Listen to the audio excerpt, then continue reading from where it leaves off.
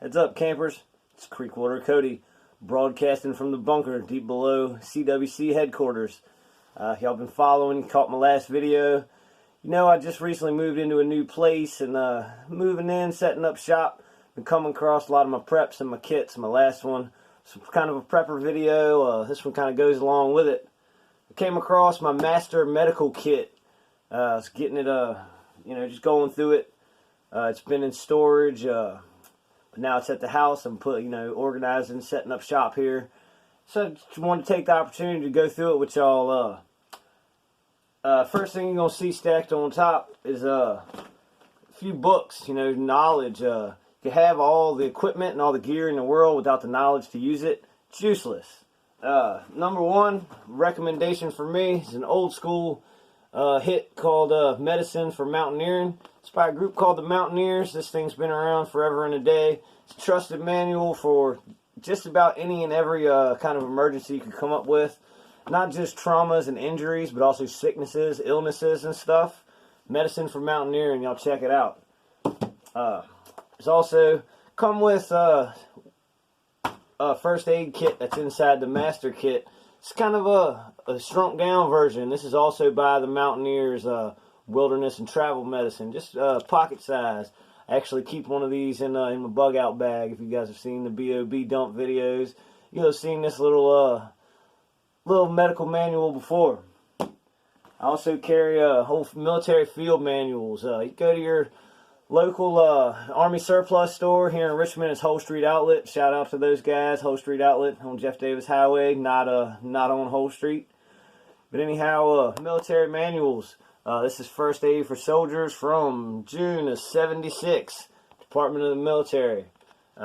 This, like I said, this ain't the only one I've got, but this is first aid. I've also taken courses. I've taken 3 different first aid classes, one including advanced life-saving techniques. I've taken CERT training, civilian emergency response. Like I said, having the gear without the knowledge, kind of useless. For the moment, let's set these aside. These were in the bag, but since I'm moving into the house, these are going on the bookshelf upstairs. Alright, the kit itself is, you'll notice it's not in a red bag. There's no big white cross on the top of it. If there was a SHTF bug out kind of scenario, medical stuff is going to be a hot item. And if I'm walking through zombie apocalypse land, I might not want anybody to know that I got a bag full of medical equipment. This precious resource. So I went with just a nondescript duffel bag I could sling over my shoulder and rack out with. Let's get into it. Just keep it clipped shut, just for keeping it shut. But on the top, y'all knew I was going to do it. I put a contents page in here, the old redneck lamination. I just stuck it in a Ziploc bag, zip tied or duct taped it shut. Just lets me know what's in here at a glance so I can dig through it. But, well, let's start here in the side, actually. There's a pocket here on the side. What do we got? We're just going to go through this thing like a pack dump, alright? Just a big bandana. We all know 1,001 uses for bandana, especially in a medical type scenario. Wet fire. If somebody's got some hypothermia or something like that, you need to get them warm. Even sanitation for instruments. Get a fire going. There's also in this pocket just a small mini multi-tool. It's got the pliers on it. It's got a little flashlight and screwdrivers and stuff. Just more for the light and small repair type stuff. Got in one of the emergency blankets, once again, for keeping you warm, hypothermia victims and whatnot. And another from the old military surplus is the military field surgery kit. This is what a medic would carry around, I guess, to dig a bullet out of you on the field. It's got everything in there, though. Let's see if I can open him up without stuff falling out. But y'all can see it's scalpels, blades, sutures, all kind of, the equipment that you're going to need. Hopefully it's something that I'd never need, but I've got it if I need it. Kind of like the gun principle. I'd rather have it and not need it than need it and not have it. Small military field surgery kit. Alright, inside the pack, right up on top, This is just one I threw together. It's extras out of old kits. I'm famous for raiding first aid kits and throwing together my own and stuff. You really want to customize your kit, especially if you need to cater to your own needs. If there's medications you're on or problems that you have personally, you need to include those things in your kit. But this here is just a bunch of some basic bandages, some gauzes, some tape just for some bleeding wounds. Keep that right up on top. There's another bandage I just recently raided and threw in there. I threw that in there yesterday, I believe, when I brought this thing home. That is a stash of, like I said, my personal stuff.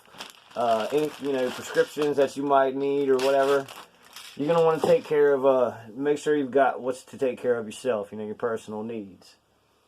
Digging into the pack. Alright, each end, I've got two med kits.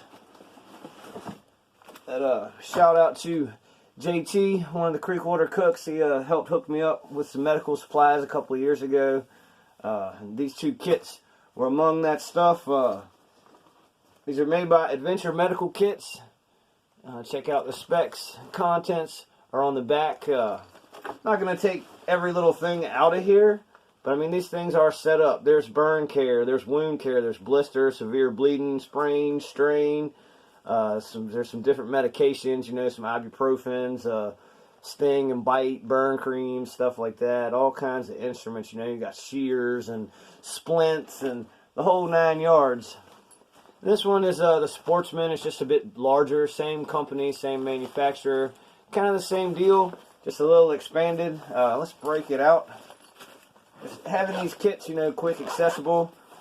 With the contents listed on the back. That's great. I mean, same with my kit. I made a handmade contents list. So you can see I'm not dumping all this out. But that's everything under the sun, from quick clot to band-aids, like splints, ace bandages. Hopefully we've got our bases covered on what you're going to need. Taking all this stuff out one by one would turn this into a 3-hour video, and it'd probably be pretty boring looking at every little band-aid.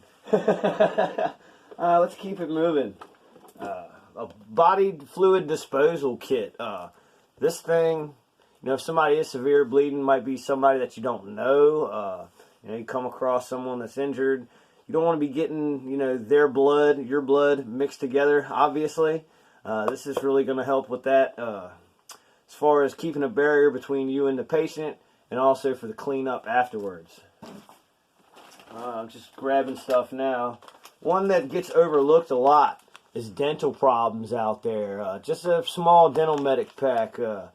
It's got some, same thing, it's got some instructions, a little booklet with it. But there's temp fillings, some cavity stuff, dental floss, some painkiller stuff. Just first aid for your teeth that gets overlooked a lot. This is just another first aid kit that I put together to throw into a backpack.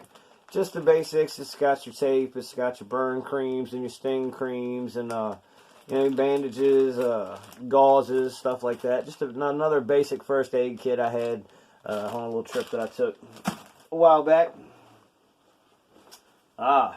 Here we go. This is Trauma Pack Pro. It's another by those Adventure Medical Kits. This thing here comes with a tourniquet and some quick clot. It's a quick clotting agent sponge. There's actually one that goes in the that Grizzly kit. The orange bag also has one of these. And for those of y'all that have seen my recent EDC bag video, I carry one in my EDC kit just in case. Man, this stuff is jammed in here. Tight fit.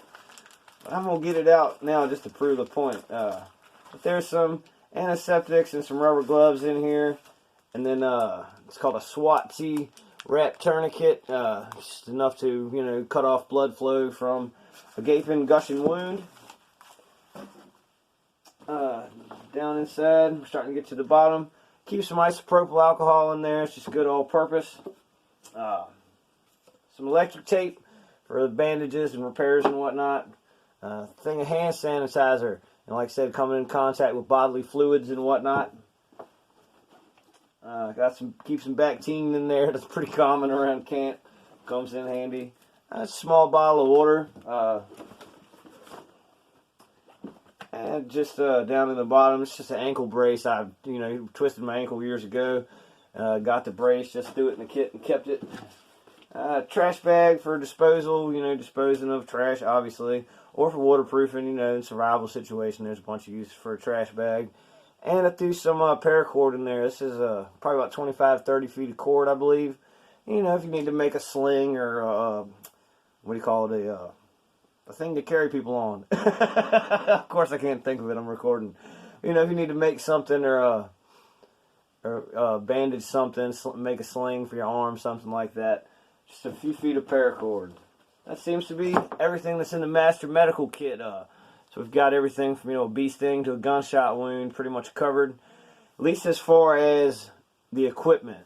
The main thing with this is the knowledge, the ability to keep your composure during that kind of emergency, and having the knowledge to take action and do something, because doing something wrong could make things worse in those kinds of scenarios. But you have to take action, because doing nothing is obviously not going to fly. In the SHTF type scenario, it's probably going to be on you. Just wanted to go over it. I notice a lot of these, videos on tomahawks and pellet guns and machetes and stuff. They get lots and lots of views, bug out bags and propane lanterns. But I've got an old first aid kit video, and it's really not a highly viewed video. Go out with a lot of people camping, hunting, and people don't have their kits with them. If something was to happen, you dang sure want this stuff. Just to tell a little anecdote story. It's kind of common knowledge around here now, so I'm not spilling any beans, but we had a guest hunter. I'm a member of Old Pine Tree Hunt Club. Shout out to Pine Tree. We had a guest hunter up about a month or so ago, and a fella accidentally shot himself in the foot with a shotgun. And this guy fortunately he was an ex-military fella, so he did have the prepared state of mind to have a tourniquet in his hunting kit, and he obviously had the training to stop the bleeding, and we got him to the hospital, and I wasn't there, but they got him to the hospital and everything, and it could have been a lot worse without the proper equipment and the proper training. Just a little story from the real. Anyhow, I hope this video helped you guys out. Y'all get ready for some medical emergencies, please, people. A lot of people have 50-gallon drums full of rice and 6,000 rounds of ammunition, but what happens when something medical pops up? Y'all think about it, be prepared for it. Until I catch you out there on the trail, God bless you for watching. Y'all do me a favor, though. Y'all click that like, that share, that subscribe button. I'm grateful for it. Until I see you out there, I'm CreekWater Cody. Be good.